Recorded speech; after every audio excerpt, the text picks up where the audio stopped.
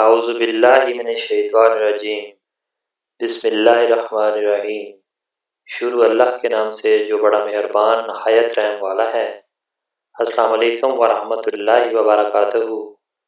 پیارے ناظرین، اگر آپ ہمارے چینل پر فرسٹ ٹائم آئے ہیں یا ہمارا چینل سبسکرائب نہیں کیا ہوا تو ہم آپ سے تہہ دل سے ریکویسٹ کرتے ہیں کہ ہمارے چینل کو سبسکرائب کر دیں، ویڈیو کو لائک اور شیئر کر دیں۔ اللہ ہمارے ساتھ ہے۔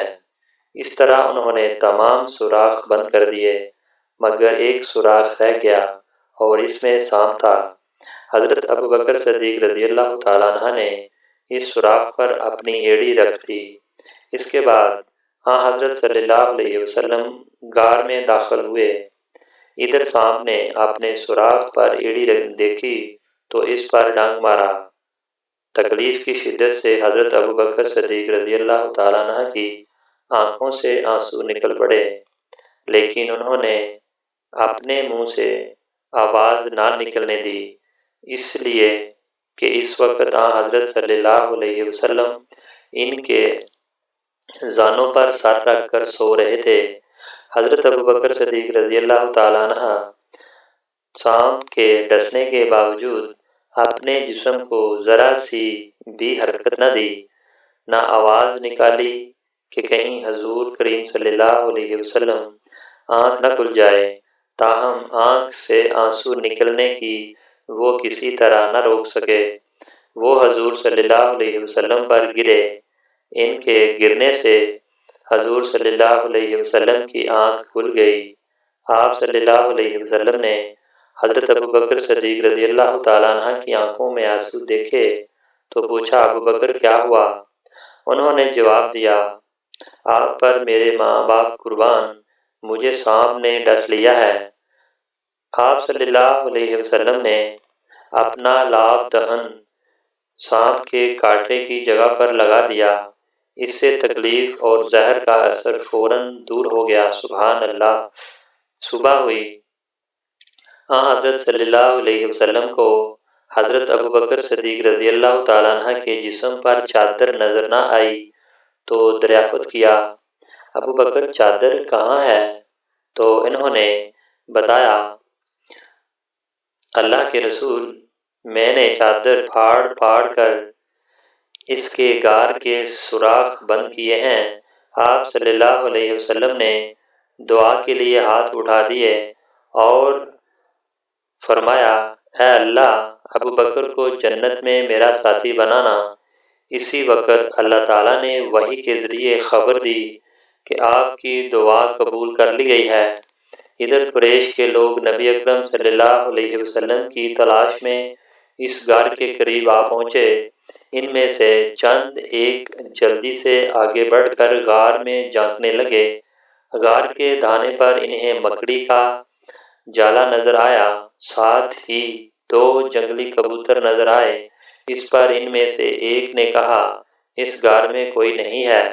ایک روایات میں یوں آیا ہے کہ ان میں سے امیہ بن خلف بھی تھا۔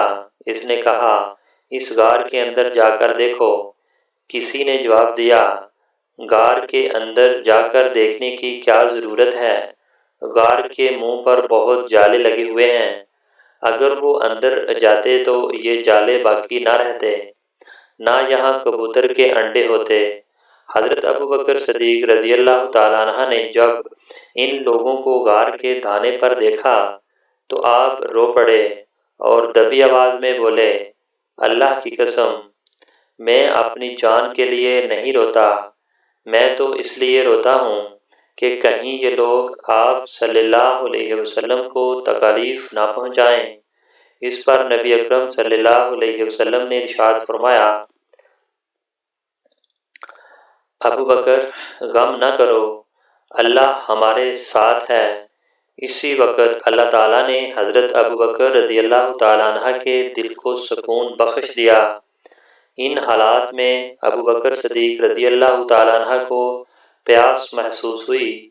انہوں نے حضرت صلی اللہ علیہ وسلم سے اس کا ذکر کیا تو آپ صلی اللہ علیہ وسلم نے ارشاد فرمایا، اس غار کے درمیان میں جاؤ اور پانی پی لو۔ صدیق اکبر رضی اللہ تعالیٰ عنہ اٹھ کر غار کے درمیان میں پہنچے۔ وہاں انہیں اتنا بہترین پانی ملا کہ شہد سے زیادہ میٹھا، دودھ سے زیادہ سفید اور مشک سے زیادہ خوشبودار والا۔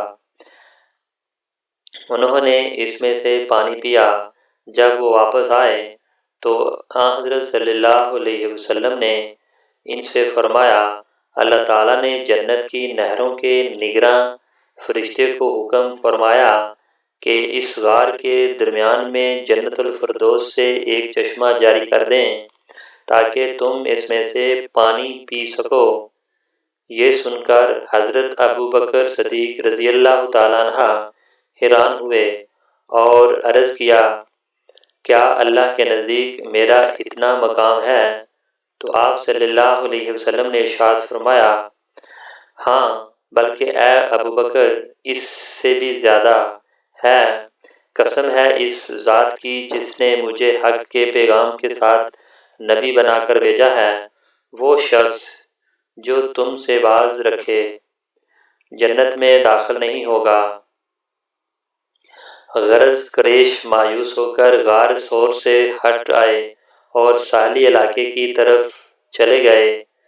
ساتھ ہی انہوں نے اعلان کر دیا، جو شخص محمد یا ابو بکر کو گرفتار کرے یا قتل کرے اسے 100 اونٹ کا انعام دے دیا جائے گا۔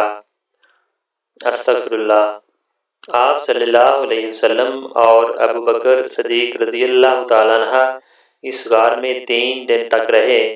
اس دوران ان کے پاس حضرت ابو بکر صدیق رضی اللہ تعالیٰ عنہ کے بیٹے عبدل رضی اللہ تعالیٰ عنہ بھی آتے جاتے رہے۔ یہ اس وقت کم عمر تھے مگر حالات کو سمجھتے تھے۔ اندھیرا پھیلنے کے بعد یہ غار میں آ جاتے اور منہ اندھیرے فجر کے وقت وہاں سے واپس چلے آتے۔ اس سے قریش یہ خیال کرتے کہ انہوں نے رات اپنے گھر میں گزاری ہے۔ اس طرح قریش کے درمیان دن بھر میں جو باتیں ہوتی یہ ان کے سنتے اور شام کو حضرت صلی اللہ علیہ وسلم کے پاس پہنچ کر بتاتے۔ حضرت ابو بکر صدیق رضی اللہ تعالیٰ عنہ کے ایک غلام حضرت عامر بن فہیرہ رضی اللہ تعالیٰ عنہ تھے۔ یہ پہلے طفیل نامی ایک شخص کے غلام تھے۔ جب یہ اسلام لے آئے تو طفیل نے ان پر ظلم ڈھانا شروع کیا۔ اس پر حضرت ابو بکر صدیق رضی اللہ تعالیٰ عنہ نے اس سے انہیں خرید کر آزاد کر دیا۔ یہ حضرت ابو بکر صدیق رضی اللہ تعالیٰ عنہ کی بکریاں چرایا کرتے تھے۔ یہ بھی ان دنوں غار تک آتے جاتے رہے۔ شام کے وقت اپنی لکڑیاں لے کر وہاں پہنچ جاتے اور رات کو وہیں رہتے۔ صبح منہ اندھیرے حضرت عبداللہ رضی اللہ تعالیٰ عنہ کے جانے کے بعد یہ بھی وہاں سے اپنی بکریاں اسی راستے سے واپس لاتے تاکہ ان کے قدموں کے نشانات مٹ جائیں۔ ان 3 راتوں تک ان کا برابر یہی معمول رہا۔ یہ ایسا حضرت ابو بکر صدیق رضی اللہ تعالیٰ عنہ کی ہدایت پر کیا گیا۔ سبحان اللہ۔ حضرت عبداللہ بن رضی اللہ تعالیٰ عنہ کو بھی حضرت ابو بکر صدیق رضی اللہ تعالیٰ عنہ نے ہی یہ حکم دیا تھا کہ وہ دن بھر قریش کی باتیں سنا کریں اور شام کو انہیں بتایا کریں۔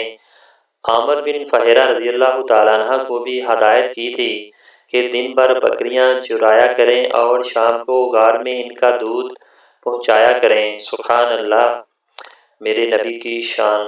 حضرت ابو بکر صدیق رضی اللہ تعالیٰ عنہ کی بیٹی اسماء رضی اللہ تعالیٰ عنہ بھی شام کے وقت ان کے لیے کھانا پہنچاتی تھیں۔ سبحان اللہ۔ ان 3 کے علاوہ اس غار کا پتہ کسی کو نہیں تھا۔ 3 دن اور رات گزرنے پر حضرت صلی اللہ علیہ وسلم اللہ نے حضرت اسماء رضی اللہ تعالیٰ عنہ سے فرمایا، اب تم علی کے پاس جاؤ، انہیں غار کے بارے میں بتاؤ اور ان سے کہو کہ وہ کسی رہبر کا انتظام کر دیں۔ آج رات کا کچھ پہر گزرنے کے بعد وہ رہبر یہاں آ جائے۔ چنانچہ حضرت اسماء رضی اللہ تعالیٰ عنہ سیدی حضرت علی رضی اللہ تعالیٰ عنہ کے پاس آئیں، انہیں آپ صلی اللہ علیہ وسلم کا پیغام دیا۔ حضرت علی رضی اللہ تعالیٰ عنہ نے فوراً اجرت کا ایک راہبر کا انتظام کیا۔ اس کا نام ارقیت بن عبداللہ لیثی تھا۔ یہ راہبر رات کے وقت وہاں پہنچا۔ نبی اکرم صلی اللہ علیہ وسلم نے جو ہی اونٹ کی بلبلانے کی آواز سنی، آپ فوراً ابوبکر صدیق رضی اللہ تعالیٰ عنہ کے ساتھ غار سے نکل آئے اور راہبر کو پہچان لیا۔ آپ صلی اللہ علیہ وسلم اور حضرت ابوبکر صدیق رضی اللہ تعالیٰ عنہ اونٹوں پر سوار ہو گئے۔ اس سفر میں حضرت ابوبکر صدیق رضی اللہ تعالیٰ عنہ نے اپنے بیٹے عبداللہ رضی اللہ تعالیٰ عنہ کے ذریعے اپنے گھر سے وہ رقم بھی منگوا لی تھی جو وہاں موجود تھی۔ یہ رقم 4-5 ہزار درہم تھے۔ جب صدیق اکبر رضی اللہ تعالیٰ عنہ مسلمان ہوئے تھے تو ان کے پاس 40-50 ہزار درہم موجود تھے۔ گویا یہ تمام دولت انہوں نے اللہ کے راستے میں خرچ کر دی تھی۔ جاتے وقت بھی گھر میں جو کچھ تھا منگوا لیا۔ ان کے والد ابو کہانہ رضی اللہ تعالیٰ عنہ اس وقت تک مسلمان نہیں ہوئے تھے۔ ان کی بینائی ختم ہو گئی تھی۔ وہ گھر آئے تو اپنی پوتی حضرت اسماء رضی اللہ تعالیٰ عنہ سے کہنے لگے، میرا خیال ہے ابوبکر اپنی اور اپنے مال کی وجہ سے تمہیں مصیبت میں ڈال گئے ہیں۔ مطلب یہ تھا کہ جاتے ہوئے سارے پیسے لے گئے ہیں۔ یہ سن کر حضرت اسماء رضی اللہ تعالیٰ عنہ نے کہا، نہیں بابا، وہ ہمارے لیے بڑی خیر و برکت چھوڑ کر گئے ہیں۔ سبحان اللہ۔ حضرت اسماء کہتی ہیں کہ اس کے بعد میں نے کچھ کنکر ایک تھیلی میں ڈالے اور ان کو طاق میں رکھ دیا۔ اس میں میرے والد اپنے پیسے رکھتے تھے۔ پھر اس تھیلی پر کپڑا ڈال دیا اور اپنے دادا کا ہاتھ ان میں رکھتے ہوئے میں نے کہا، یہ دیکھیے روپے یہاں رکھے ہوئے ہیں۔ ابو کہانہ رضی اللہ تعالیٰ عنہ نے اپنا ہاتھ رکھ کر محسوس کیا اور بولے، اگر وہ یہ مال تمہارے لیے چھوڑ گئے ہیں تب فکر کی کوئی بات نہیں، یہ تمہارے لیے کافی ہے۔ سبحان اللہ۔ حالانکہ حقیقت یہ تھی کہ والد صاحب ہمارے لیے کچھ بھی نہیں چھوڑ گئے ہیں۔ تو ناظرین، اگر آپ کو ہماری ویڈیو اچھی لگی تو پلیز ہماری ویڈیو کو لائک کریں، چینل پہ نئے ہیں تو چینل کو سبسکرائب کر دیں۔ Thanks for watching.